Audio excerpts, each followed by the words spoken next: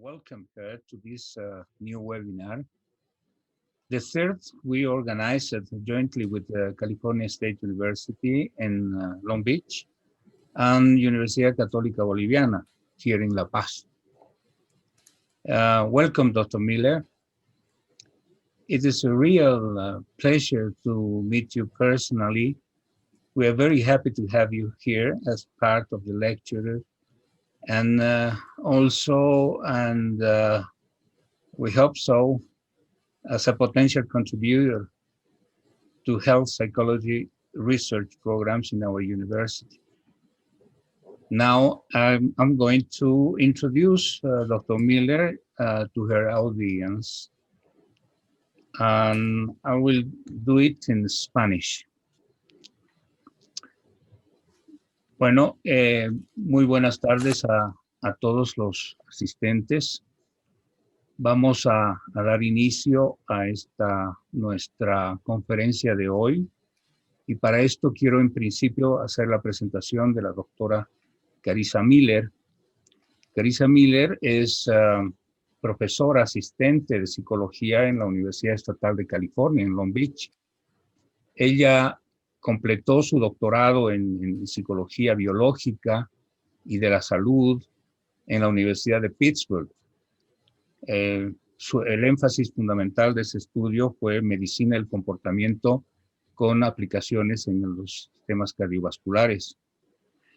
Su investigación pues está orientada fundamentalmente a orientar o a examinar o estudiar los predictores psicosociales de los trastornos cardiovasculares, centrándose con mayor especificidad en los mecanismos fisiológicos que vinculan el estrés con la salud cardiovascular. En esta oportunidad, la charla de la doctora Miller abordará el examen de las vías fisiológicas que conducen a la diferenciación en la salud. Okay, then we are ready to start. Please, Dr. Miller, we are eager to hear you.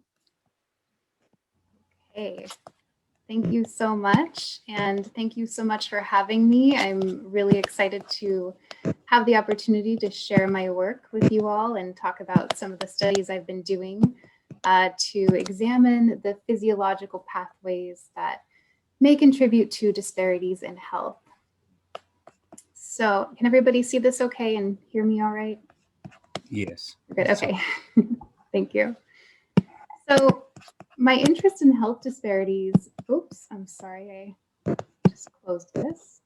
It'd be nice if I could see my own slides. Okay.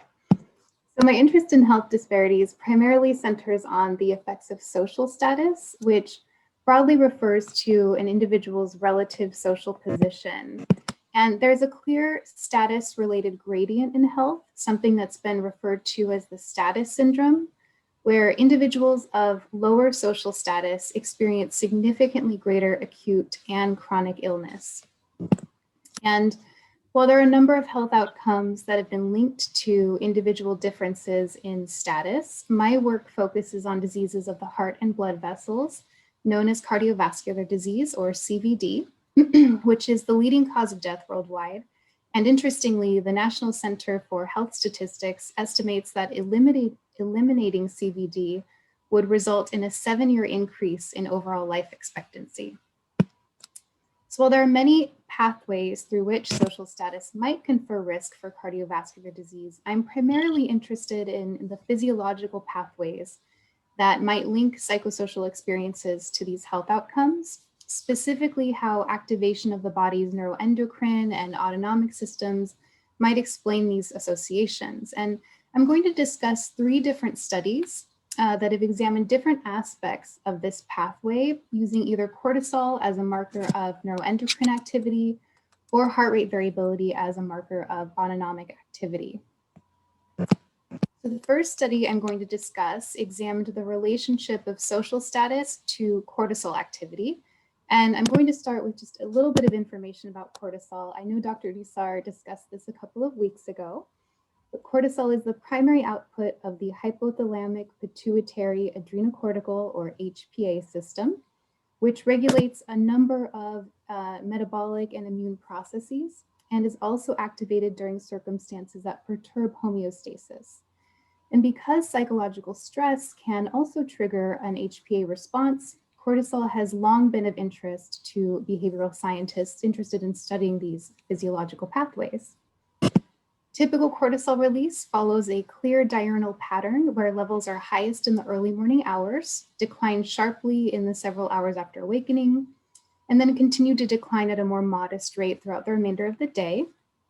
And superimposed upon this rhythm is an acute rise in cortisol in response to awakening, which is often referred to as the cortisol awakening response, or CAR for short. And indices of these cortisol dynamics that are commonly employed include measures of the cortisol awakening response, or the strength of the response to awakening, as well as area under the curve measures, which can be used to calculate total cortisol output, represented here, and then also measures of the diurnal slope, or the rate of decline in levels of cortisol across the day. So the relationship between cortisol and social status has been studied extensively among non-human primates who tend to live in these hierarchical social structures.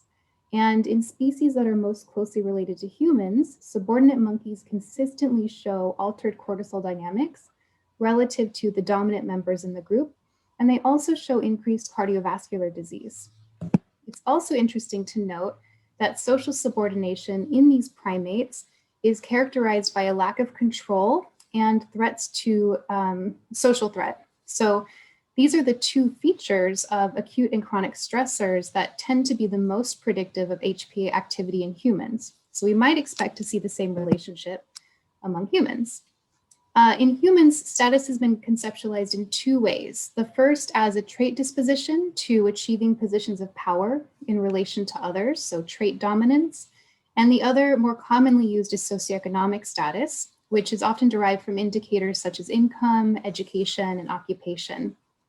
And even though trait dominance tends to be more closely related to the way that we conceptualize social status in the primate literature, very few studies have examined associations of dominance and cortisol activity in humans. And among those that have, results are pretty inconsistent. This is likely due to a wide variation in both the way that dominance is measured as well as the cortisol metrics that are used. On the other hand, a much larger literature has examined relationships of socioeconomic status and cortisol. And among these studies, there does tend to be a more consistent result in those that use a composite measure of multiple SES indicators, specifically that lower socioeconomic status tends to be associated with alterations in the HPA system. But in the great majority of these studies, the measurements of cortisol are generally pretty limited, such as sampling on a single day or taking very few samples per participant, which can lead to some more inconsistencies in the results. So that brings us to this particular investigation, where I was interested in examining the relationship between status, measured both as a trait and as SES, with cortisol, using a much more comprehensive assessment of cortisol activity. In this study, we had 473 volunteers from the University of Pittsburgh Adult Health and Behavior Study, or AHAB for short. This is a registry of biological and psychological risk factors for heart disease. All of our participants were employed, and as you can see from the exclusion criteria listed here, they were all in pretty good health in general. So in this study, trait dominance was assessed using items from the Neo-Personality Inventory Revised to construct axes of what we call the interpersonal circumplex. So the interpersonal circumplex aligns items of the Neo along dimensions of dominance to submissiveness, with greater scores reflecting greater trait dominance. And for SES, we had income adjusted by household size, years of education, and occupational grade, which was assessed using the Hollingshead Index of Occupation. Here, a principal components analysis confirmed that each of these aligned on a single factor. So we standardized and averaged each of these indicators to create a composite measure of socioeconomic status. Here, salivary cortisol was collected on 3 work days and 1 non-work day by participants in their homes. They collected samples at 5 samples each day at the times listed here. So upon awakening, 30 minutes after awakening to assess that cortisol awakening response, and then 4 and 9 hours after awakening and bedtime. And we used these to calculate the cortisol awakening response, area under the curve to assess total cortisol output, and then a regression-derived diurnal slope. So 3 different measures of HPA activity here. So in hierarchical linear regressions, we found that both higher dominance and higher SES associated with a smaller cortisol awakening response, as well as a steeper diurnal slope. However, neither of these was related to total cortisol output as assessed by AUC. So this is great because these findings confirmed a relationship between status and HPA activity in humans, just like we find in the primate literature. And it was consistent across these 2 different conceptualizations of status. Now, a flatter diurnal cortisol slope has previously been associated with a variety of negative health consequences. So the direction of association that we see here is what we might expect: lower SES or lower status and a flatter diurnal slope. On the other hand, interpreting what constitutes dysregulation in the awakening response is a little less clear, as studies find both chronic stress and depression to be associated with a blunted awakening response in some and an increased awakening response in others. So it's not as clear-cut as the diurnal slope, but still they were associated in the same direction. So even though dominance and SES are often used interchangeably to describe social status in humans, they've previously not been examined together in the same sample, and that both of these were associated with cortisol dynamics in a similar fashion suggests that these 2 constructs might reflect a common attribute of lower social status that, although is expressed differently, associates similarly with neuroendocrine activity. And before I get into what I think that common attribute might be, which will be coming up, I'm going to go ahead and talk about some related work that moved from assessing social status at the level of the individual to examining socioeconomic status at the level of the community. So decades of research have examined health in relation to SES assessed using these individual level indicators like income, education, and occupation. But in recent years, researchers have begun to examine the health effects of residing in socioeconomically disadvantaged communities. Community level socioeconomic status is often derived from census tract indicators such as poverty, unemployment, home ownership, median income of a given location.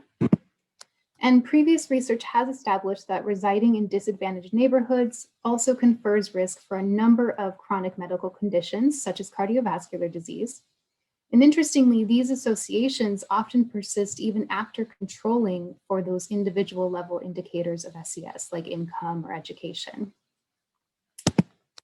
There's also evidence that individuals who reside in disadvantaged communities have a flatter diurnal slope in particular. There are some other studies that look at alterations in the HPA system, like a larger or a smaller awakening response, but there tends to be this consistent association with lower community level SES and a flatter diurnal slope.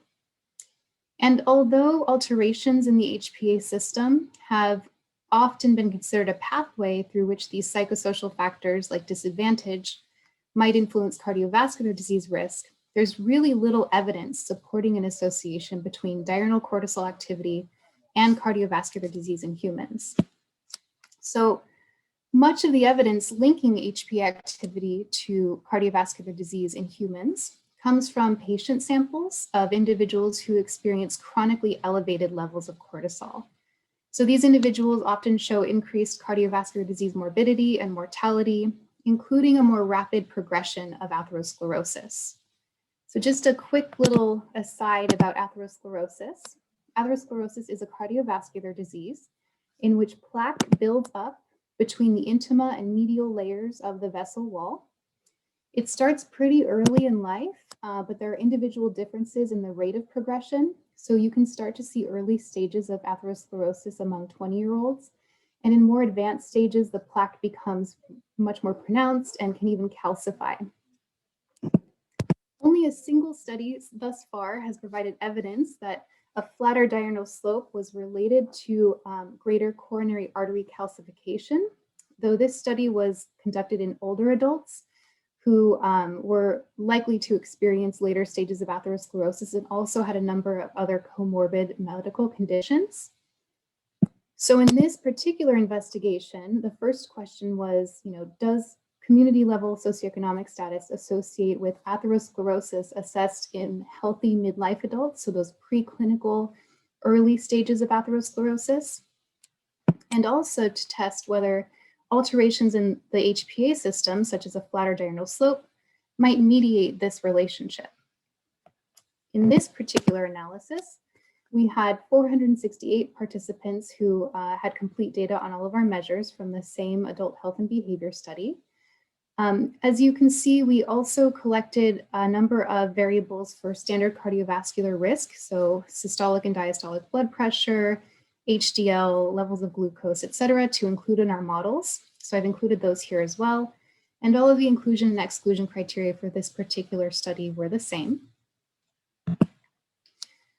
For community socioeconomic status, we derived this variable from census tract data that was submitted to a geographical coding system that provided information on the factors listed here. So the percent of that particular location that were receiving public assistance, the percent that fell below the federal poverty line, how many had not received a high school diploma that were over the age of 25, the percent in that location that were unemployed, and the median household income for that particular location. And again, we found that each of these variables aligned on a single factor. So we standardized and averaged them to create a composite measure of community socioeconomic status. All right. Oops. So preclinical atherosclerosis was assessed as intima media thickness of the carotid artery. And this was measured using ultrasound. And what we did was we averaged the bilateral measurements that we received from the ultrasound from the locations listed here to get the average thickness between the intima and medial layers of that carotid artery. All right, so in terms of our results, as we expected, we did find that lower community socioeconomic status was related to greater levels of atherosclerosis. And this was after we controlled for not only demographic characteristics such as age, gender, and race. This was also after controlling for individual level socioeconomic status and those various cardiovascular risk factors. We also found that individuals residing in more disadvantaged communities had a flatter diurnal slope, again, after controlling for our demographic covariates and individual level SES. And we found that a flatter diurnal slope was related to greater atherosclerosis, again, after controlling for those cardiovascular disease risk factors, as well as demographic covariates. But what we were really interested in testing here was whether or not diurnal slope significantly mediated this relationship between community SES and atherosclerosis. And indeed, we did find evidence for partial mediation.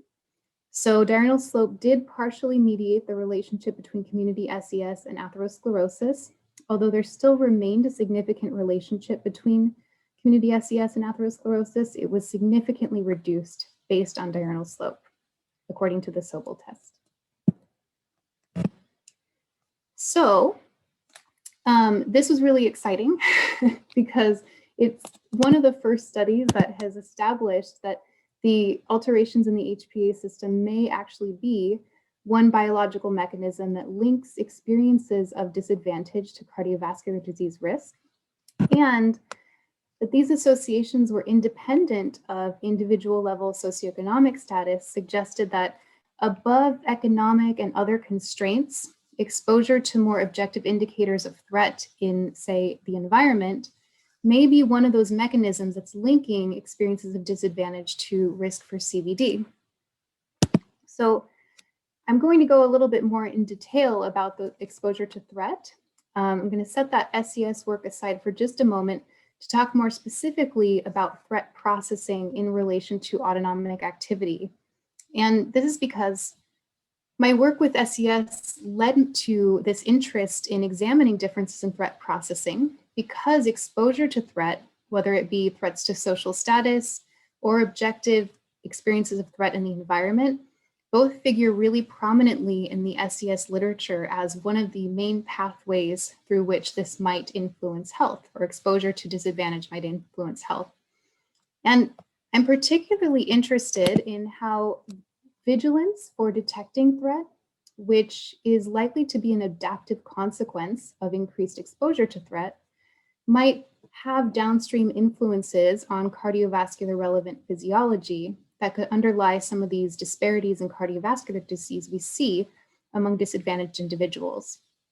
And the reason I focused on autonomic activity here specifically is that there's an actual plausible biological pathway linking vigilance for threat in the environment to the autonomic system. This is described by the neurovisceral integration model, where it's demonstrated that the brain systems that are directly involved in regulating cardiac autonomic activity are the same systems that direct our attention to threatening information in the environment. So in this particular threat, these are biases that occur when early attentional resources are directed to threatening relative to non-threatening information. So you're more likely to direct your attention to threat compared to other incoming information in the environment. And just to give an example of this, one of the most widely used assessments of threat bias is the dot probe task. In this task, participants begin by focusing their attention on a fixation cross at the center of the computer screen. And then two stimuli, these are typically faces, but other different stimuli have been used. These two stimuli, one threat-related and one neutral, are briefly flashed on the screen. In this particular study, we used 500 milliseconds. So they're briefly flashed on the screen, and then they're followed by a probe appearing in the location of one of the former stimuli. So here the probe appears in place of the neutral face, but in these assessments of attentional bias, those probes will occur equally in place of the threatening and the non-threatening information. And in this task, participants are basically asked to indicate where it occurred as quickly as possible. And attentional biases are evident when the participants respond more quickly to probes appearing in place of the threatening relative to the neutral information. So this basically reflects that their attention is being captured by the threat-related information on the screen, so they're more likely to detect that dot when it appears behind the threatening face compared to when it appears behind the neutral face. It's important to note that attentional biases have primarily only been studied among individuals with anxiety, because we find that individuals with anxiety reliably show a significant bias toward detecting threat in the environment. So what I found really interesting is that attention bias modification programs have been developed initially to test the effects of threat bias on symptoms of anxiety, but now more and more are being developed to treat symptoms of anxiety. And in these particular tasks, you modify the traditional bias assessments to either increase or decrease one's bias toward threat. So to enhance threat bias, you modify the program to have the dot appear behind the threat-related image in 100% of trials. And to reduce somebody's threat bias, you have that dot appear behind the neutral image in 100% of trials. And these studies have been shown to have remarkable effects on symptoms of anxiety, even without the participant really knowing what's happening, because those faces flash so quickly, they don't realize it's always happening behind the threatening or the neutral image. So, like I said, there's pretty compelling evidence that attention bias modification can influence a number of anxiety-related outcomes like mood, stress sensitivity, amount of worry. It's less clear whether the effects of ABM can also extend to peripheral physiology, which is what I was interested in studying in this particular examination. I was particularly interested in whether bias modification had any measurable influence on cardiac vagal tone which is most commonly indexed by high frequency heart rate variability. So heart rate variability just refers to the variation in time intervals between successive heartbeats. And just a little bit of an explanation on this, both the sympathetic and parasympathetic branches of the autonomic nervous system innervate the heart to both speed and slow heart rate, but parasympathetic regulation over heart rate tends to dominate. So there's usually more parasympathetic outflow to the heart.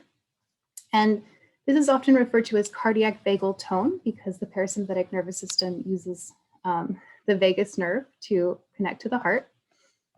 And what we see here is that individuals with a greater parasympathetic outflow to the heart tend to show more variation in their heart rate. So higher heart rate variability reflects greater parasympathetic control over the heart. And this is thought to be adaptive because it allows you to more flexibly respond to environmental challenges. So greater heart rate variability tends to be better. We see that individuals with lower vagal tone tend to have an increased risk of cardiovascular disease, morbidity, and mortality. And we also find reduced heart rate variability among individuals with anxiety.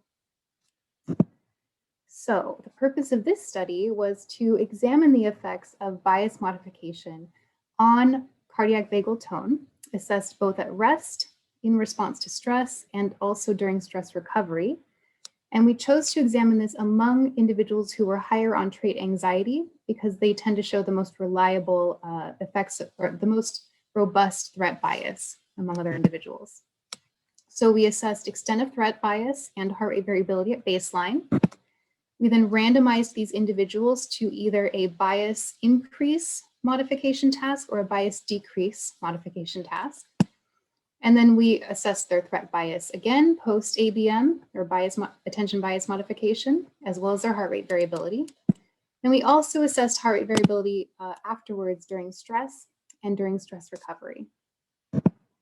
So for this study, we had 52 high trait anxious individuals. The majority of them were students. The rest were community volunteers. The cutoff was a score of 40 or above on the state trait anxiety form. So higher scores on the trait measure of anxiety.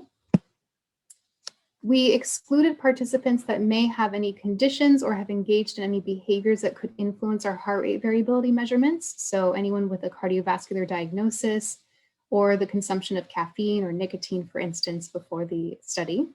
And as you can see from the distribution of demographics here, we had a pretty equal distribution among individuals who were randomized to the bias increase versus the bias decrease task.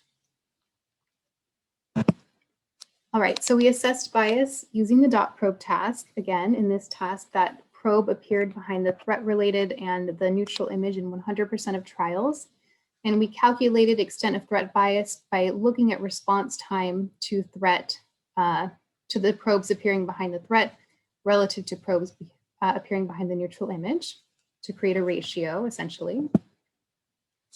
And then we used a modified dot probe, again, with those fearful and neutral faces to either increase or decrease extent of threat bias, depending on which group they were randomized to. So in the bias decrease condition, the probe replaced the neutral face in 100% of the trials. And in the bias increase condition, that probe replaced the fearful face in 100% of trials.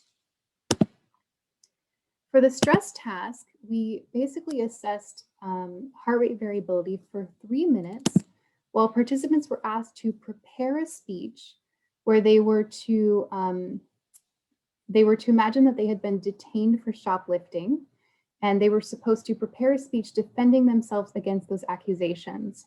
And to make participants that their speeches were going to be recorded and evaluated by a panel of experts on persuasiveness, clarity, and style. So this tended to evoke kind of a feeling, a pretty significant feeling of stress among these individuals.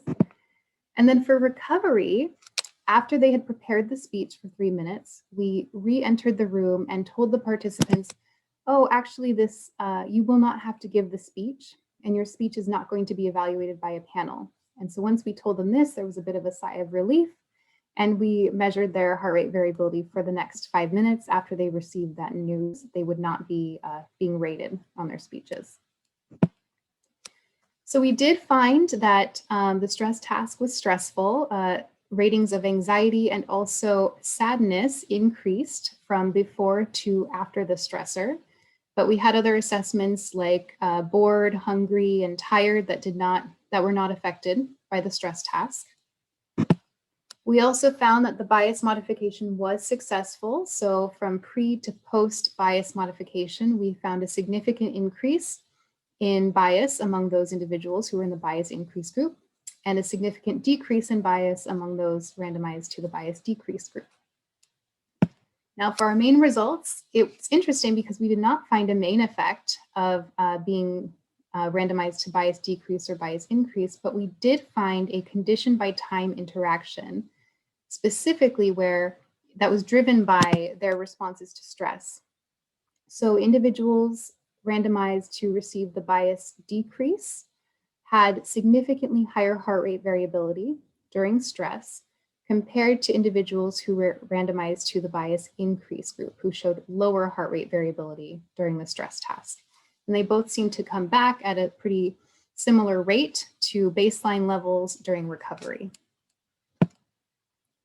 So it was interesting that we found the effects of bias modification did influence heart rate variability in the direction we expected, but this was only significant during stress. There were really small effects of our bias modification that were non-significant at rest and during recovery. But it does suggest that bias modification may be a promising intervention for reducing the negative cardiovascular effects of stress among vulnerable populations. So in this particular study, we looked at individuals with anxiety, as I said, and individuals with anxiety tend to show significantly heightened stress reactivity. So this might be a potential intervention to reduce stress sensitivity among individuals who show heightened stress reactivity. So this brings me to my current study, the study I'm working on right now. So because vigilance toward threat may be an adaptive response among individuals who are exposed to more threat in their environment, you can imagine that if you are in a threatening environment, it's better for you to be able to pay attention to the threat around you, or this may be a response to being exposed to threat. Specifically for my interest, those experiencing greater socioeconomic disadvantage. And I believe that threat processing may be a more proximal mediator of those psychosocial influences of disadvantage on these cardiovascular relevant physiological outcomes. However, no studies to date have examined whether or not individuals of lower socioeconomic status do indeed have a greater extent of threat processing or threat bias.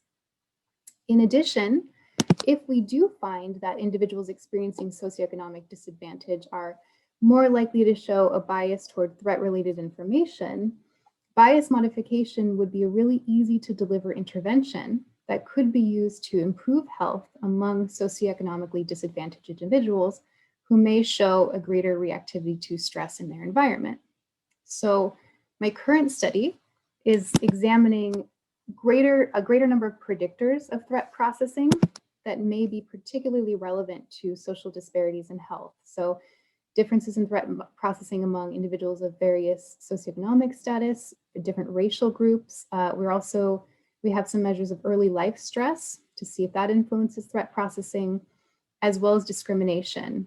Much of the threat processing literature has been predominantly studied in relatively homogeneous groups. So it's important to look at whether or not these various socioeconomic or sociodemographic variables might lead to or predict extent of bias toward threat. And I'm also examining some of the consequences of attention bias modification on certain health protective processes, such as reducing threat appraisal, perhaps better emotion regulation, for instance. So seeing whether we can examine some of the potential psychosocial pathways that improve with bias modification.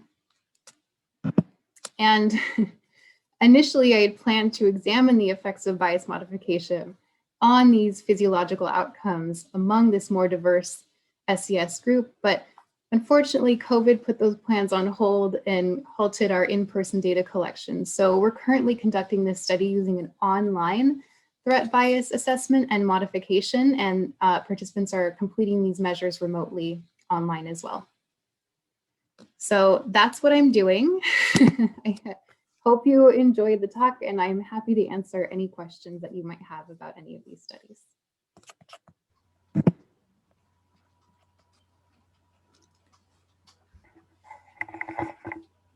Okay, Karissa, thank you very much for your speech. It was very, very interesting. And we are going to ask audience to make some questions. El chat está abierto para recibir cualquier consulta, cualquier duda, cualquier pregunta para la doctora Miller. Entonces,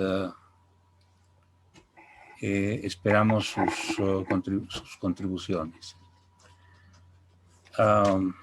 Well, Dr. Miller, I have a question for you.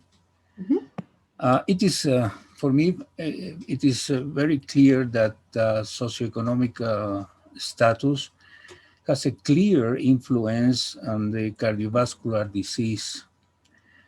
But socioeconomic status is also clearly related with certain behavior patterns, which is in your opinion most important, the social variables or the behavioral variables, because you can correlate socioeconomic status with certain kind of behaviors. For example, drug consumption, cigarette smoking, lack of physical activity or something like that, or some kind of consumption habits. What is your opinion about that?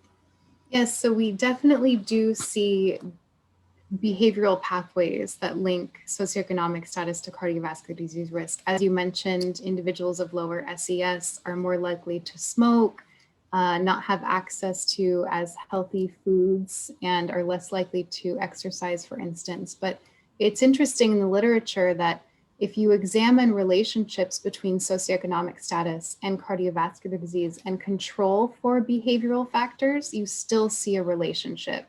So I don't know if one is more important than the other. I think that they all contribute. There are multiple pathways linking experiences of disadvantage to cardiovascular disease. But even if we take into account various behavioral factors, you still see this effect of socioeconomic status, even access to healthcare. If we take that into account, we still see a relationship where SES is predicting cardiovascular disease, which to me says there's something else. And that's what sort of brought me into this research on, how stress might be that particular pathway and not necessarily all of the behavioral factors that we know do have a significant impact. So I don't think one is more important. I'm just maybe a little bit more interested in one than the other. Of course, both are important. Exactly. Because one is a conditioning of other. And well, I have another questions related with heart rate variability. I think that is a very interesting process. And I would like to know if is there any procedure we can use to teach patients to increase his or her heart rate variability in order to enhance well-being? Yes. Have you had some experience about that? I personally have not, but I actually worked pretty closely with somebody in Pittsburgh who was using biofeedback procedures to modify heart rate variability. So in these, they hook the participants up to the ECG and have a screen that sort of displays a number, or there are various programs, but typically quantifies their heart rate variability for them. And they were able to increase heart rate variability just by using these biofeedback procedures. In this particular study, they only did it in 4 sessions. And when they came back for a follow-up, they still had significantly higher heart rate variability. I'm not sure how long that effect lasts because there wasn't a longer follow-up to that particular study, but I know there are effective biofeedback procedures that have been used to increase heart rate variability.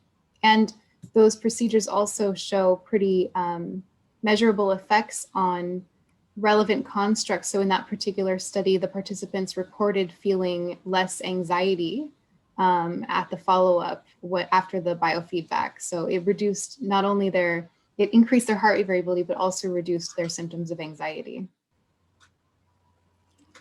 Yes, I think that heart rate variability is a regulation mechanism of a lot of behavioral process. For example, we just made a recent research trying to see the influence of heart rate variability on empathy, for example.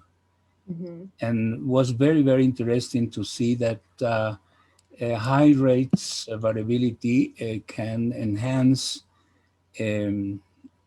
perspective taking, for example. So it is not only important for health related problems, but also social related relationship between persons. Yes, absolutely. I think there's quite a bit of literature that shows higher heart rate variability being related to all kinds of positive outcomes, psychologically, optimism, I've seen literature on, and as well as the physical. Okay, I have a question here. Mm-hmm.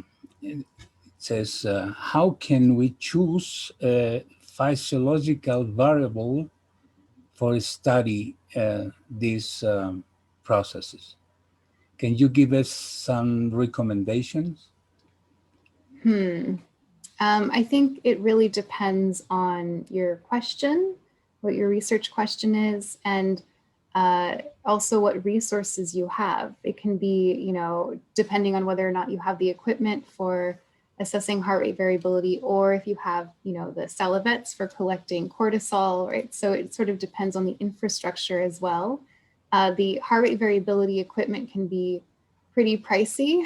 So if you don't have that set up, there are sort of other programs that you can use, but cortisol as well, there are some costs involved there. So I think it has to do with resources, but in particular with your research question, I think it's important to consider whether or not there is a plausible biological mechanism that would link whatever particular variables you're interested in to these certain outcomes. So we know that, say, the HPA system and the autonomic nervous system are interrelated and influence each other.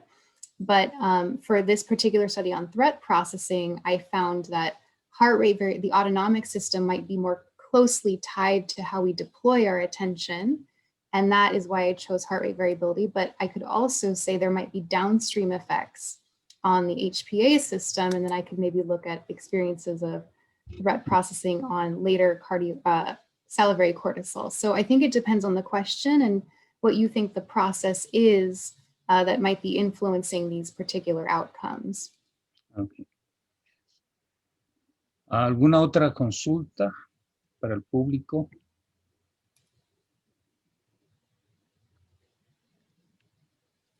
Guido, ¿tú quieres hacer algún comentario o alguna acotación? Sí, quería agradecerles otra vez por tenernos aquí. El trabajo de la doctora Miller es algo que en nuestra universidad no hemos tenido sus metodologías. Entonces, ella está trayendo muchas innovaciones en cómo podemos investigar temas de la salud mejor en nuestra universidad, y espero que algunas de sus metodologías se pueden aplicar en sus trabajos también en La Paz. si tienen cualquier pregunta de estos tipos de metodologías, ella está dispuesta para responder aquí también. Y es una experta en el área de estrés y las diferentes metodologías de cómo usar y cómo evaluar cómo el estrés afecta a la salud. Sí. Ok. ¿Algo más? ¿Alguna persona más quiere hacer alguna consulta? Creo que Cintia escribió en el chat una pregunta para... Cynthia dice, which method is more advisable for stress research? I think both outcomes are equally relevant to stress research. So again, it sort of depends on the methodology, but autonomic nervous system outcomes like heart rate variability, even blood pressure or other cardiovascular relevant measurements tend to be more responsive immediately. So you'll see kind of an immediate effect of, you know, whatever that stress is. If you're going to bring somebody into a lab and stress them out, you're going to see an immediate impact on the autonomic nervous system, but you'll see a little bit more of a delayed reaction in their cortisol, for instance. So I think you find that both, for instance, heart rate variability tends to be dysregulated among individuals that experience chronic stress, but you see an even stronger relationship among chronic stress and alterations in the HPA system. So for me, I mean, I think both are equal. You can do both in any kind of paradigm, but if you're more interested in like acute immediate effects of stress, I would kind of lend toward the autonomic nervous system outcomes like heart rate variability and blood pressure. If you're looking at like long-term dysregulation in the system, you tend to see that more clearly in HPA measures like cortisol.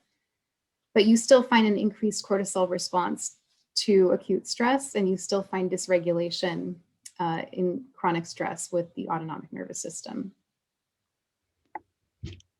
Okay, thank you very much. I don't think any other question. And we have here the presence of Jimena. Jimena Perez is our dean, and I think she will be very pleased to greet you. And Jimenita, ¿estás por ahí?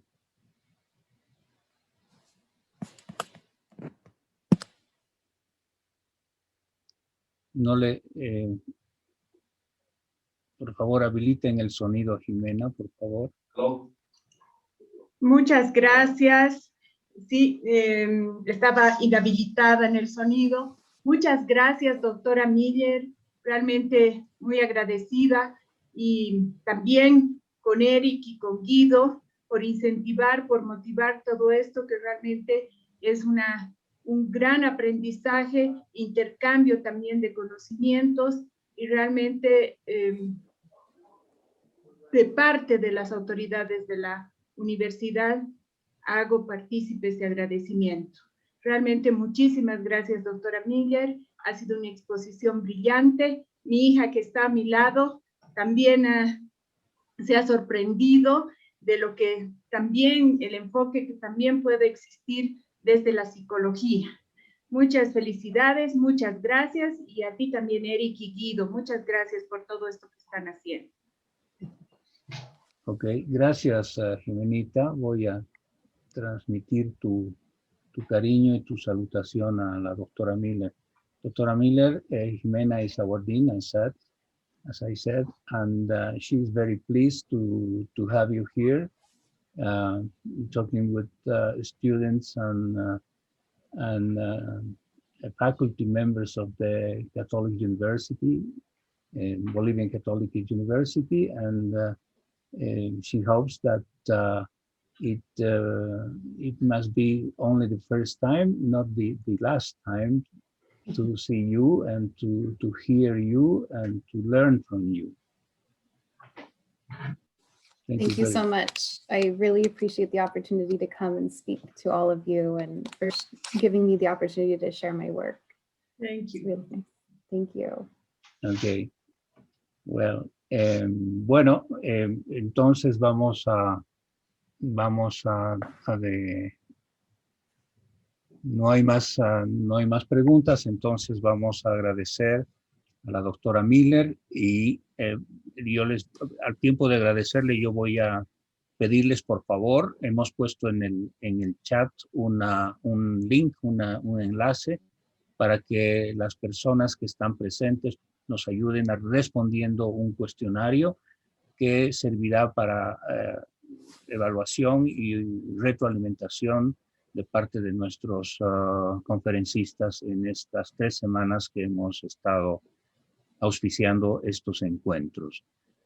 Por favor, entonces, les vamos a dar vamos a agradecer muchísimo su colaboración. Okay, thank you very much, Dr. Miller. I hope it's not the last time to hear from you, and we are very pleased to have you here. Thank you. Thank you so much again for having me. Guido, muchas gracias otra vez por el enlace y por presentarnos a la doctora Miller. Creo que su charla ha sido muy interesante, es muy especializada, desde luego, por eso probablemente no hayan habido muchas preguntas, pero creemos que es digamos, una charla inaugural a una nueva forma de ver las aplicaciones en psicología, ¿no? Así, la salud pública. Sí, muchas gracias, Eric. Muchas gracias, Jimena, y a todos que están aquí. Les agradecemos por la oportunidad y esperemos que seguimos charlando más de cómo crecer esta rama en Bolivia.